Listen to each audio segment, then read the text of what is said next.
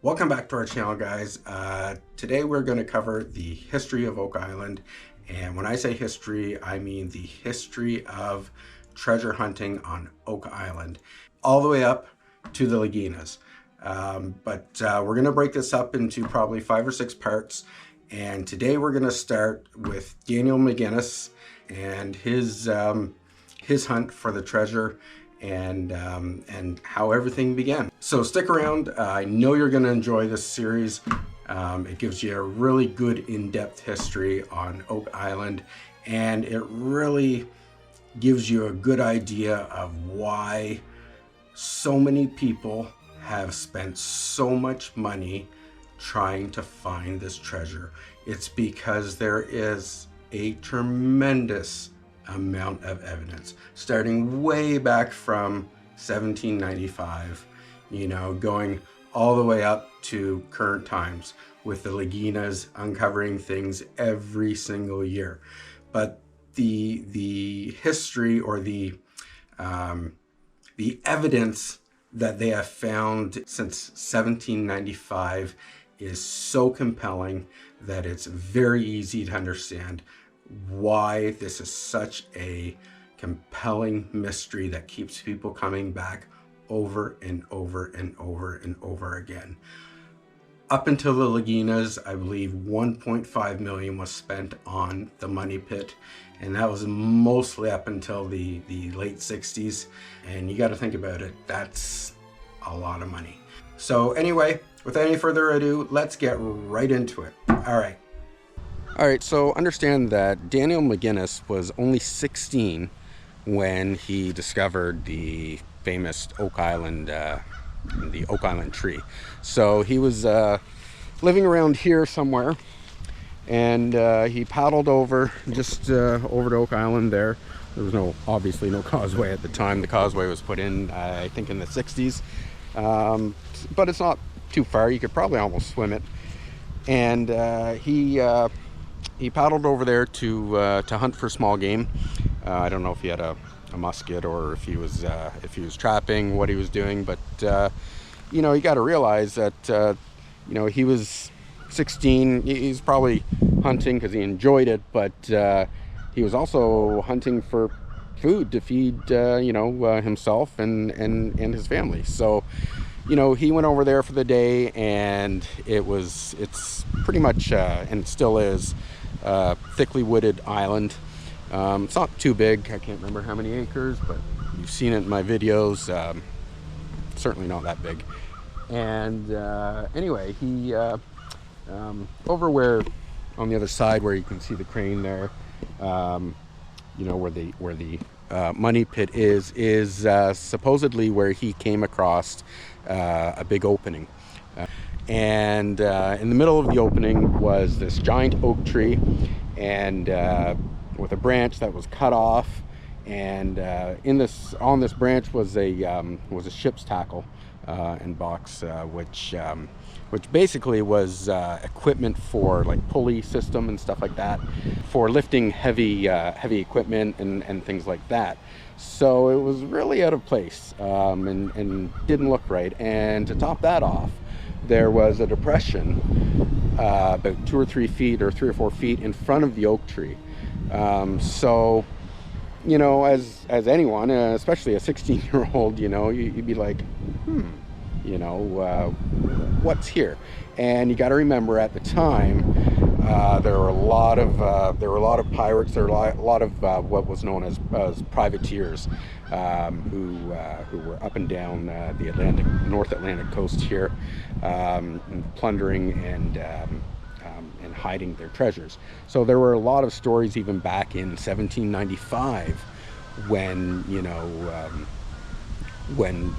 Daniel was just over there doing some hunting. So when he saw this, when he saw the depression and the tackle and the tree and everything, instantly, his mind went to, visions of treasures and things like that. And, there had been rumors that Captain Kidd and Blackbeard and, many other pirates had been up along the Nova Scotia coastways over the last 100 years or whatnot.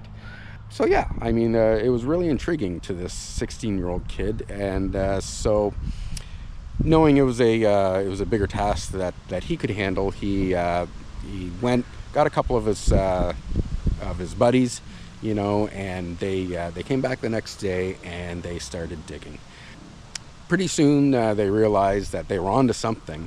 They started coming across right away layers of logs, you know, in a row, and every few feet down they would switch direction. They hadn't gotten too far down when they sat there and they realized, we're going to need more help than this. You know, we need more than just the three of us, because something is down here. Definitely something's going on here, but it's beyond our means. You know, so they went searching in the local town for help, and to their dismay, they found no help whatsoever. And the reason they found no help was because there were rumors at the time that Oak Island was haunted, and not one person would even think about coming to help them. They wanted nothing to do with that island. So using picks and shovels and dividing rods and, you know, anything else you can think of back in you know, the 1800s, early 1800s, you know, company after company searched for the gold, and every attempt failed. In fact, there were more than 20 attempts, and nobody has yet reached the bottom. Each time the digging crew seems to be close, tons of water comes rushing in. So to thwart, you know, basically all their efforts. So obviously known as the Money Pit, it's protected by a really intricate system of flood tunnels, and these tunnels, it was discovered, were clearly man-made flood tunnels. They would have had to have been built in the early 1700s. So I mean, you got to think that these flood tunnels are down by Smith's Cove, and what they are is they've basically built these tunnels that go out into the bay, you know, and they basically collect inward, and then they go down into tunnels that guide the water into the shafts that is the Money Pit. So no matter what, you know, this water's always going to come in. They were near the trigger point, I guess, for where the shaft comes in with the water, and that would have flooded the tunnel too, and that was probably the case with the Money Pit. Don't quote me. I don't think anybody really knows 100% for sure. However, if they do, let me know. Comments below. Anyway, let's carry on. So the thing is, nobody really knows who dug the pit, and there are a lot of theories as to who it could have been. So there are a couple common legends and claims that the pit was the hiding place for Captain Kidd's plunder, who was hanged for piracy in 1701. Other theories favor Blackbeard and Henry Morgan, who were notorious buccaneers. And if you don't know what a buccaneer was, buccaneer is a term used to describe a specific type of pirate or privateer active in the Caribbean Sea. Other theories include the crown jewels that Louis XVI and Marie Antoinette were said to be carrying when they attempted to flee the French Revolution. Other people have said could be Shakespeare's missing manuscripts, religious artifacts such as the Holy Grail and the Ark of the Covenant have been floated around. There are tons of theories of what could be there. Nobody really knows. Whatever it does contain, there are very few other treasures known to have been sought after so avidly and for so long by so many people. I don't know if there are any other treasures in this world that people have sunk so much money into. So let's take a moment and understand what they meant by the ship's block and tackle. So picture this, it's a rugged system of pulleys and ropes. It's kind of like a sailor's best friend when it comes to heavy lifting. This ingenious setup is like, it's a series of pulleys mounted on a sturdy frame. It's the kind of gear that turns a Herculean task into something that's really manageable. One thing to note is I find it odd that, if they went through all this trouble to hide this treasure, set so many booby traps, and they were so intricate in all this, it would have taken a lot of people. So, I know they're mostly illiterate, but secrecy, you'd think stories would have gotten out. But B, and most obvious, was the tackle left in the tree. If you did all that to hide this treasure, why would you leave that there? The depression I can understand, because that may have happened after they left. Over time, it was loose gravel. There naturally would be a depression in the ground, but why would you leave such a clear sign? So anyway, just my thoughts. All right, so the next day, Daniel, he comes back with the other two boys, Anthony Vaughn and John Smith. And so they start digging. 3 meters down, they hit a platform of like aged oak logs, like in a row. And at 6 meters, they found another. And at 9 meters, they found a third. So as well, when they were digging in the clay walls of the shaft, they could easily see the marks of the pickaxes that were there before. So it was clear that somebody had previously dug this hole. But as they got deeper and deeper, their work obviously grew harder. They had to, there was 3 of them. They were 9, 12 meters deep, and they were having to dig and get sand out of there. So it was becoming a big task for them. And again, remember, it's 1795. So it was, it was a very difficult task to take on. So what they did was they went back into town and they're looking for more people. And they're having no luck whatsoever. People are like, nope, not going to help you. Nobody. They couldn't find one person to come help them. Even with the allure of sharing treasure, nobody was willing to step on Oak Island.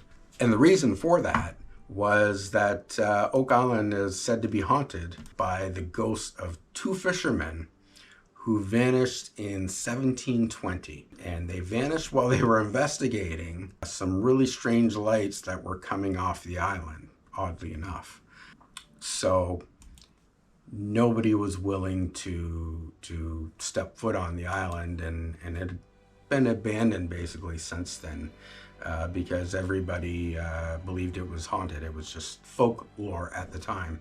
So for a while, the boys kind of had to give up.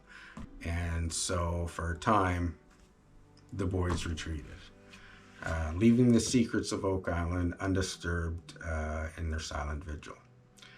For a while, the island was abandoned. However, this would not last long. Later, McGinnis and Smith settled on the island, and in 1803, intrigued by their tale, a wealthy Nova Scotian named Simon Lyons joined them in forming the treasure company. So along with the oak tiers that they had uncovered, they also uncovered, when they began work again, layers of tropical fiber, layers of charcoal, ship's putty, plus a stone. And this is one of the most important finds in my opinion. They found a stone with really curious symbols. And it was stone, it was probably 3 feet by maybe a foot. And it had writing, like I think it had 2 rows of writing on it. There's no pictures of it available, unfortunately. But there is record that this stone did exist, that they did find this stone, and the stone did pass from person to person. I do not know where it ended up right now, although I will look it up and paste it in the comments below. However, wherever it did end up, and I remember probably about 15 or 20 years ago, there was a search done for this rock because they thought it was in a place that was being renovated in Halifax. However, it wasn't there.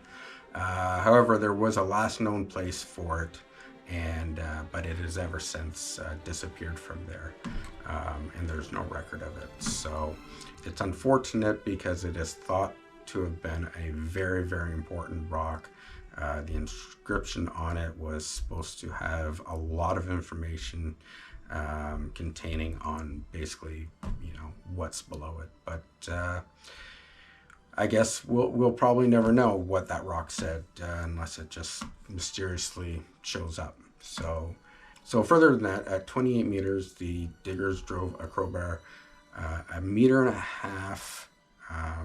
down further than what they had dug, and they struck a solid mass. And I can just imagine the expression on their faces at the time when they hit that, the excitement. Linz was sure that it was the treasure chest, and I would have been too. But here's the thing,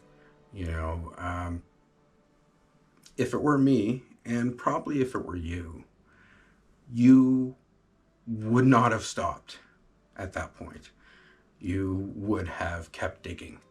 I would have kept digging, even if I was by myself, no matter how tired I was.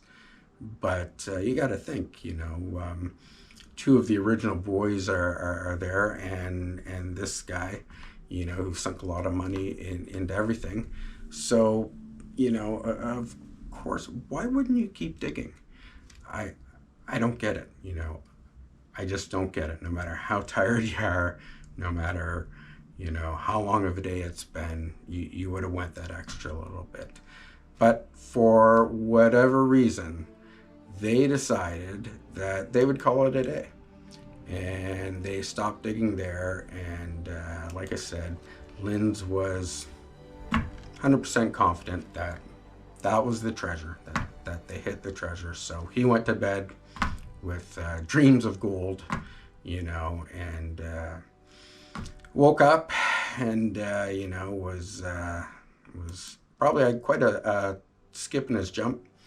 But anyway, the next morning when he did go to the money pit, he was amazed, and probably, I'm guessing, he was amazed, but he was also probably really heartbroken and really disappointed to find 18 meters of water in the pit. So they bailed and they bailed for weeks, and it did nothing. The water level did not change one bit. And Linz assumed that this was because there was a freshwater spring, and because it was a spring, it would just keep replenishing. So what they did next was thought, okay, well, we're never going to get anywhere with that. It's just going to keep refilling. So we're going to dig another shaft just next to it, a couple meters away, and we're going to go through 33 meters down, where the where we felt that that solid chest or piece of wood, whatever it was, and we'll just go over and we'll extract it. So What they did is they dug the 33 meters down off to the one side of the money pit. And when they began boring towards it, and were only about a meter from it, water just burst right through. They had to actually scramble for their lives, because the shaft filled really, really fast, and it filled up to the same depth as the money pit. So they're lucky to be alive. They were lucky they weren't the first deaths in the money pit. So at this point, beaten and pretty much broke, Linz, he threw in the towel. He just gave up. And around the same time, unfortunately, Daniel McGinnis passed away. But Vaughan and Smith, they never lost hope. So in 1849, they took another stab at the money pit with a syndicate from Truro, Nova Scotia. The results were absolutely dramatic. At 30 meters down, just where the crowbar had hit the solid mass in 1803, they used what's called a horse-driven pod auger. And what this did was it picked up a sample of anything that passed through it. So they put an auger through this solid mass, and after dropping through an empty space, it cut into 10 centimeters of oak, and then 59 centimeters of metal pieces, 8 more of oak, 22 loose metal again, 10 more centimeters of oak and spruce, and then it went into deep clay. To the drillers, this suggested an exciting prospect, a vault containing 2 chests. Okay, so that's going to end it here for part 1. In the next episode, we're going to pick it up where the Truro company steps in and takes over. We're going to go over what they find and what they do. After that, we're going to document the syndicates and who they were, what they did, and what they found. And then we're going to take it all the way up to 59-year-old steelworker Rexdal, who quit his job for $150 a week, which that's a lot of money at that time. He gave up that job in 1959 and moved to Oak Island with his wife Mildred and their sons Bobby and Ricky, then 24, and apparently the Rexdals have lived there ever since in a 2-room cabin beside the money pit. Now I think that has changed in future years, but I'm just reading from my fact sheet here. Anyway, so yeah, we'll follow right up until 59-year-old Rexdal quits his $150 a week job and moves to Oak Island with his wife, and picks up the treasure hunt from there. Anyway, I hope you enjoyed this video. Remember to like and subscribe. It really helps us grow our channel. We really need your subscriptions. And please feel free to leave any comments below if there's anything you'd like to know, anything we can cover, or anything or anything that we missed. Please let us know in the comments below. We love to see you. Thanks a lot for watching, guys, and we'll see you next time.